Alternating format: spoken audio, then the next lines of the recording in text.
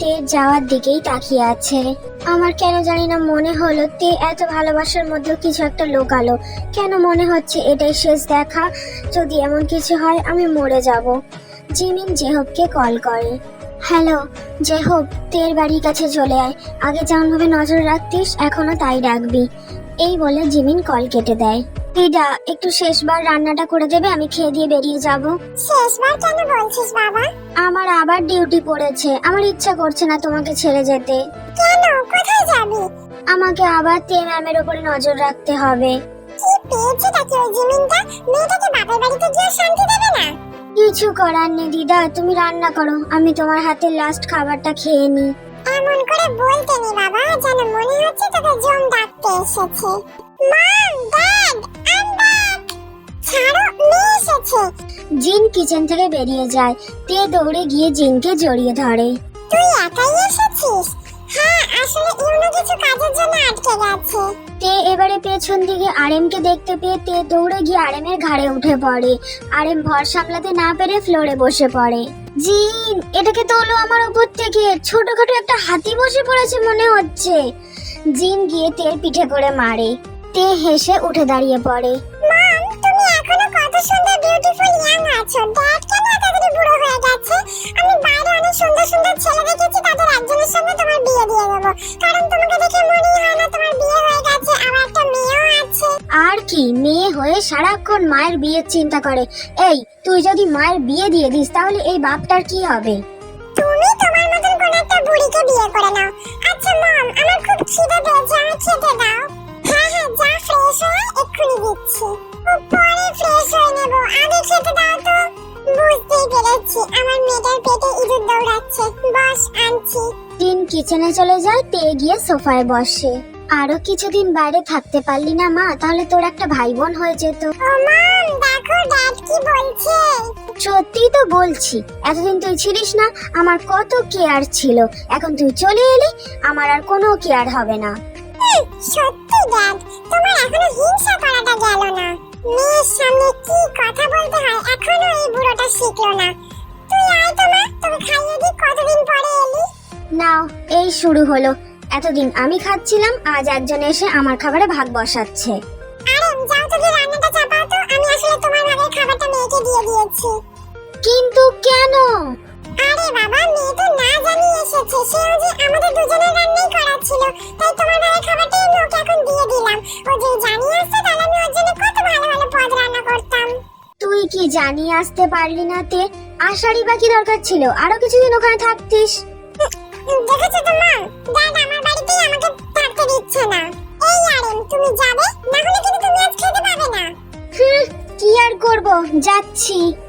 মম ড্যাডের সম্বন্ধে এইসব ভাবতে নেই, তবু কি করো মাথায় চলে আসছে। আমরা যখন জিমিনের ঘরে কোথাও খালি জায়গা থাকতো শুরু হয়ে যেতাম, তাহলে ড্যাডও কি এখানে? এখানে তো তাও মেড নেই, ওখানে মেড আছে বলে আমাদের অনেক সীমাবদ্ধতায় থাকতে হতো। তাহলে আমরা ওখানে 1 মাস যা করেছি, এখানে মম ড্যাডও কি তাই? তাই জন্য কি আমি চলে আসে ড্যাড আমার উপরে রেগে গেল? এই তো, কি হলো, হাসছিস কেন? ও কিছু না, তুমি খাওয়াও মম। আচ্ছা, রাত্রিবেলা কি খাবার হবে মম? তুই আগে এখন একটা গিলে উদ্ধার কর, আস্তে না আস্তেই খাওয়ার চিন্তা। ড্যাড, আমার কিন্তু ভালো লাগছে না। আমি আশা থেকে মম কত খুশি হয়ে আছে, আর তুমি আমার সঙ্গে রেগে রেগে কথা বলে যাচ্ছ। একটু তো ফোন করে জানাতে পারতিস, তাহলে আমি বলতাম আরো কিছুদিন পরে আয়। আরে কি হচ্ছেটা কি? তুমি আর বুঝবে কি করে আমার সিরিয়াস অবস্থাটা? আরেম কিচেনে চলে যায়। তে অজান্তেই হেসে গড়াগড়ি খেতে থাকে, কারণ তের হঠাৎই আরেমের সিরিয়াস অবস্থার কথা শুনে জিমিনের সিরিয়াস অবস্থার কথাটা মনে পড়ে যায়। এই তো, তুই এমন কি বুঝলি যে এত হাসছিস? নে তাড়াতাড়ি খা। দেখছি জিমিনের কথাগুলোই মনে পড়ে যাচ্ছে। জিমিন বলেছিল এখন যেও না, তোমার মম ড্যাডির ফ্রি টাইম দরকার। ও মম, এসি রিমোটটা কোথায় গো? তুই বস, আমি অন করে দিচ্ছি। কি শান্তি। মম, টিভি রিমোটটা দাও তো। মেয়ে যা যা চাইছে জিন হাতের সামনে সব এগিয়ে দেয়। আসলে তের জিমিনের বাড়িতে থেকে থেকে অভ্যাসটা খারাপ হয়ে গেছে। আরএম কিচেন থেকে বেরিয়ে দেখে এসি চলছে, টিভি চলছে, তের হাতে ফোন, কানে হেডফোন, আর জিন তের মাথায় হাত বুলিয়ে বুলিয়ে তেকে খাইয়ে দিচ্ছে। বাহ বাহ বাহ বাহ, বাপের টাকা ছাদ্য হচ্ছে। আরিম গিয়ে সবকিছু অফ করে দেয়। তে কান থেকে হেডফোনটা খোলে। এগুলো কি হলো ড্যাড? আমার গরম লাগছে। হ্যাঁ, গরম লাগবেই তো, বাপের ফ্রি মানি পেয়েছো না। পুরো ঘর ঠান্ডাই আছে, এসি চালিয়ে বসে আছে, টিভি চলছে, গান চলছে, হাতে ফোন। ওহ, আরে মেয়েটা এতদিন পরে এলো, তুমি ওকে একটু সাজিয়ে তো দেবে না? তাহলে এইসব ঘরে রেখে আর কি লাভ? তাহলে এক্ষুনি সব বিদায় করে দেবো আমি, মিস্ত্রি ডাকছি, এসি টিভি সব খুলে নিয়ে চলে যাবে। মম, ড্যাড এগুলো কি বলছে? শুনতে তোর ড্যাডের দৌড়ে মুখের কথা অবধি তুই নিজে ভালো করে জানিস এই বাড়িতে একটা পাতাও নড়ে না আমার পারমিশন ছাড়া। তে জিনকে জড়িয়ে ধরে। ও হ্যাঁ তো মম, আমি টোটালি ফরগট, আমি ভুলেই গেছিলাম যে তুমি এই বাড়ির মালকিন। হ্যাঁ সোনা, আর তুমি এই মালকিনের ছোট্ট পরী। আর আমি এই বাড়ির চাকর। ওরা দুজনে আরিমের কথার কোনো পাত্তাই দেয় না। এখানে দাঁড়িয়ে না থেকে রান্নাঘরে যাও, নালে খাবারটা পুড়ে যাবে, তুমিই খেতে পাবে না, আমি আমার আর তের জন্য রান্না করে নেব। হ্যাঁ মম, আমার খুব খিদে পেয়েছে। তুই আরো খাবি? প্লেটের খাবারটা সবে তো শেষ হলো, তোর মুখেও এখনো চাবানো শেষ হয়নি। আচ্ছা, তুমি এখন আমার মেয়েকে খাবার নিয়েও খোঁটা দিচ্ছ? তাই ভাবি, দিনকে দিন এমন হাতির মতো হয়েছিস কেন? মম, ড্যাড এমন করলে কিন্তু আমি খাবো না। ধন্যবাদ, খাস না মা, তাহলে দুদিনের চাল বেঁচে যায়। এই আরেম, তুমি কিন্তু আমার মেয়েকে খাবার নিয়ে এসব বলা বন্ধ করো, আমি কিন্তু তোমার খাবারই বন্ধ করে দেব। আমার পয়সাতেই সব, আমারই খাবার বন্ধ করে দেবে, কি আর করা যাবে। এই আরেম, সবকিছু আমার করবে না, তোমার সবকিছুতে আমার অধিকার আছে, সেই অধিকার থেকে আমি তোমার খাবার বন্ধ করে দেব। আই থিংক কোথাও মনে হয় শুনেছিলাম মেয়েরা অধিকারের ফায়দা ভালোই নিতে পারে, আজ সেটা দেখেও নিলাম। মম, আমি রুমে গিয়ে ফ্রেশ হয়ে নিচ্ছি, তুমি লাঞ্চটা রেডি করো। হ্যাঁ মা, করছি। আমারও খিদে পেয়েছে, জিনু লাঞ্চটা তাড়াতাড়ি রেডি করো। হ্যাঁ, চাকর বানিয়ে রেখেছো তো আমাকে। এতক্ষণ ধরে রান্নাঘরে কি করলে? সব বাসনপত্রের মুখ দেখে চলে এলে, যদি কিছু নাই বানিয়ে থাকো। আমি রান্নাঘরে যাচ্ছি তেল রান্না করার জন্য। জিন কিচেনে চলে যায়। মেয়ে যখন বলল তখন কত সুন্দর করে উত্তর দিল, হ্যাঁ মা যাচ্ছি। আর আমি বললেই চাকর, কিছু করার নেই, বউরা এমনই হয়। তে যদি একটু জানিয়ে আসতো তাহলে ওকে আসতে বারণ করতাম, আমার আদরটা আরো কিছুদিন খেতে পারতাম। তে নিজের রুমে গিয়ে ধপ করে শুয়ে পড়ে। I'm so tired. জিমিনটাকে ছেড়ে আসতে একদম মন চাইছিল না। ইস, কেমন বাচ্চাদের মতন মুখ ফুলিয়ে কান্নাকাটি করছিল। আমার জিমিনটা এত ভালো, তারপরেও যে ওই শয়তান নিচাটা কি করে এমন কথা বলতে পারে যে আমার জিমিন আমার ছেড়ে চলে যাবে? আমার জিমিন আগে যা ছিল এখনো পুরো পাল্টে গেছে, সেটা আমি ওকে সবসময় দেখলেই বুঝতে পারি। ওর আগে কটা বিয়ে আছে, কোন মেয়ের সাথে ডেট করেছে, আমার এইসব জেনে কোনো লাভ নেই। আমি শুধু আমার সাথে থাকাকালীন জিমিনের ভালো মুহূর্তের কথাগুলো ভাববো, আর আমাদের ফিউচারের কথাটাও। আমি আমার ফিউচারে দূর দূর অবধি দেখতে পাচ্ছি জিমিন পুরো ভালো হয়ে গেছে, ও আর কখনোই কোনো খারাপ কিছু করবে না, না হলে ও কখনোই কন্ট্রাক্ট পেপারটা ছিঁড়তো না। ও যদি আমার ভালোই না বাসতো, তাহলে আমার যতই অসুবিধা হোক না কেন 5 মাসের আগে আমার ছাড়তোই না। ওদিকে প্রথম দিকে 1 মাস তো আমি আমার বাড়িতেই কাটিয়ে দিয়েছিলাম। এই সব কিছুর দ্বারাই বোঝা যায় জিমিন চেঞ্জ হয়ে গেছে, ও শুধু আমাকেই ভালোবাসে। তে উঠে বসে ড্রেস চেঞ্জ করতে থাকে। সারাক্ষণ যদি চোখটা ঘুরিয়েই রাখি তাহলে নজরটা রাখবো কি করে? স্যারকে একটা কল করে জিজ্ঞাসা করি দেখবো কিনা। কি হয়েছেটা কি, তাড়াতাড়ি বল, মিটিং এ আছি। স্যার, আমার কাজ নজর রাখা, আমি সেটাই করছি, কিন্তু তে ম্যাম ড্রেস চেঞ্জ করছে। কি? Sorry guys, just a few minute. Jimin ফোনটা চেপে ধরে কেবিনের বাইরে বেরিয়ে যায়। বাচ্চা, তোর চোখগুলো বার করে নেব, তুই তাকিয়ে তাকিয়ে দেখছিস?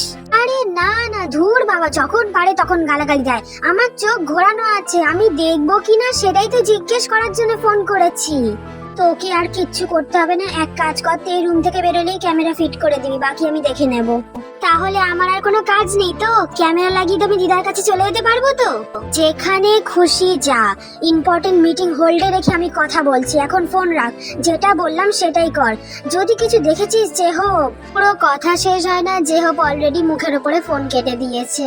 আচ্ছা, ইনি এখন আমাকে ইগনোর করতে শিখে গেছে, দাঁড়া মাইনে কাটবো। তে ড্রেস চেঞ্জ করে ওয়াশরুমে চলে যায়। সেই সুযোগেই যে হোক রুমে ঢুকে hidden camera plus voice recorder এবং অনেক কষ্টে নিচে নেমে ডাইনিং এও ভয়েস রেকর্ডার এবং হিডেন ক্যামেরা লাগিয়ে দিয়ে বেরিয়ে আসে। ক্যামেরা ফিট হওয়ার পর জিমিনের ফোনে নোটিফিকেশন চলে আসে, কিন্তু জিমিন মিটিং এ ব্যস্ত থাকায় নোটিফিকেশন আসার সাউন্ড শুনতে পেলেও এখন ধরে না। দিদা, আমি চলে এসেছি। উদ্ধার করেছো। এখন কি তোমার স্যার তার বউকে আর গার্ডে রাখতে বলছে না? না না, আর আমার দরকার নেই, হিডেন ক্যামেরা লাগিয়ে দিয়ে চলে এসেছি তো, এবার স্যার নিজেই দেখে নেবে। ছি ছি ছি ছি, এই ছেলেটা নোংরা নোংরা, মানে ওর দেখা চাই। জিমিন মিটিং ভালোভাবে কমপ্লিট করে ল্যাপটপটা খুলে বসে। উফ, আমার কলিজাটাকে দেখলেই শান্তি লাগে। সব স্ট্রেস কোথায় গায়েব হয়ে যায়, কিন্তু আমার কলিজাটা আছেটা কোথায়? জিমিন তের রুমের ক্যামেরার দ্বারা আশপাশটা ভালো করে দেখে নেয়, কিন্তু তেকে কোথাও দেখতে পায় না। তারপরে ডাইনিং এর ক্যামেরাটা কানেক্ট করে। আরএম চেয়ার থেকে উঠে দাঁড়িয়ে পড়ে। এমন করলে কিন্তু আমি খাবো না জিন। আমার পাতে আলু সেদ্ধ, ওর পাতে মাছ মাংস। ও কি এমন বিশ্ব জয় করেছে? তেও চেয়ার থেকে উঠে দাঁড়িয়ে পড়ে। মম, তুমি এগুলো সব ড্যাডকে দিয়ে দাও, আমার দরকার নেই, আমি খাবো না। জিন তের হাত ধরে আবার চেয়ারে বসায়। আরে তোমারই খেতে হবে না, তুমি আমার মেয়ের খাবারে নজর দিচ্ছ। হ্যাঁ দিচ্ছি, আর দেবো। ওর কেন মাছ মাংস আর আমার কেন আলু সেদ্ধ? ছি ছি ছি, আরে তুমি বাবা হয়ে বাচ্চাদের মতো নিজের মেয়েকে হিংসা করছো। না না না, আমাকে উত্তর দিতে হবে। ওর পাতে এত ভালো ভালো খাবার আর আমার পাতে এইসব কেন? আমাকে কেন এইসব গিলতে হচ্ছে? আমার কি অসুখ হয়েছে? দেখো, তোমার এইসবই খাওয়া দরকার। তোমার বয়স হচ্ছে, তাই ফেনা ভাত আলু সেদ্ধই ঠিক আছে। আর আমার মেয়েটা, ওর এখন পুষ্টি বেশি করে দরকার, বড় হচ্ছে, তার মধ্যে আবার রোগা হয়ে গেছে। সিরিয়াসলি জিন? আসলে ও তখন দৌড়ে এসে তোমার ঘাড়ে ওঠেনি তো, তাই তুমি বুঝবে কি করে ও মশা নয় হাতি হয়ে গেছে। ওই দেশে থেকে ওই দেশের সব খাবার গিলে এসেছে। ওই দেশে মনে হয় অনটন পড়ে গেছে, খাবারের সংকট চলছে। না জানি ছেলেটা আবার ভিখারি হয়ে গেল কিনা। মম, ড্যাড এমন কেন বলছে? আমার কিন্তু ভালো লাগছে না। হ্যাঁ, আমার ওজনটা একটু বেড়ে গেছে, তা বলে আমি হাঁটি? না না মা, তুই আমার প্রিন্সেস। আরেম যে কি করে তোকে মোটা হাঁটি এসে বলছে কি জানি। আমার চোখে তো তোকে দেখে মনে হচ্ছে তুই একটু বেশি রোগা হয়ে গেছিস। আরে ওদের মুখের দিকে তাকিয়ে ওদের কথাগুলো হাঁ করে শুনছে। জিন, আমার মনে হয় তোমার চোখ দেখানো দরকার। তুমি কাছের জিনিসগুলো ঠিক করে দেখতে পাচ্ছ না। জিন আরএমের সামনে থেকে খাবার প্লেটটা নিয়ে নেয়। এবার বুঝতে পেরেছো কাছের জিনিস আমি ঠিক করে দেখতে পাচ্ছি কিনা? আজ তুমি খাবে না। তুমি তোমার মেয়ের জন্য তোমার বরকে না খাইয়ে রাখবে? একবারও ভাববো না। তুই হ্যাঁ কর তো মা, তাড়াতাড়ি খেয়ে দিয়ে যা, শুতে যা, রেস্ট কর। আমার তো মাথাতেই ঢুকছে না যে ও কোন বিশ্বটা জয় করে এসেছে যে তুমি সারাক্ষণ ওকে রেস্ট কর করে যাচ্ছ। ঘুরতেই তো গেছিল, ঘুরে আবার বাড়ি ফিরেছে। জার্নি বলতে কিছু বোঝো নাকি না? ও হ্যাঁ হ্যাঁ, সরি না গো, আমি বুঝি না। আমি তো বিজনেসের থ্রুতে এক জায়গা থেকে আরেক জায়গায় ইনভিজিবল হয়ে পৌঁছে যাই, কি করে বুঝবো বলো? ঘুরে ঘাড়ে এসে মহারানী যত খাতির পাচ্ছে, আমি কাজ করে এসেও কই এতটা খাতির পাই না। তুমি কি চুপচাপ খাবে নাকি আমি কাল থেকে এক কৌটো চাল কম নেব? উমা, এত কষ্ট কেন করবে? নিতেই হবে না। তুমি তোমার মেয়েকে গেলাও। আমি ছেলেটাকে কল করে বলছি জানি একে এক্ষুনি এখান থেকে নিয়ে যেতে, না হলে দেখবো আমার পুরো বাড়ি গিলে বসে আছে।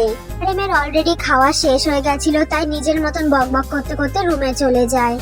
মম, জিন তের গালে একটা কিস করে দেয়। তোর বাবা কেমন বলে জানিসই তো। নে খা। এ আবার শান্তি করে জিনের হাতের খাবার খেতে লাগে। আমারও খিদে পেয়েছে, আমারও তের কিস চাই। আসলে তের বাবা ঠিকই বলেছে, তে একটু বেশি মোটুসোটু হয়ে গেছে। আমার ভালোবাসা এতটা বেশি, কি করব? তে খেয়ে দিয়ে রুমে চলে যায়। তে এখন শুয়ে আছে। আমার এক্সারসাইজের সব জিনিসগুলো আবার বার করতে হবে। সত্যি মনে হচ্ছে একটু বেশি মোটু হয়ে গেছে। ওয়েটটা চেক করাতে হবে, দেখি কত হয়।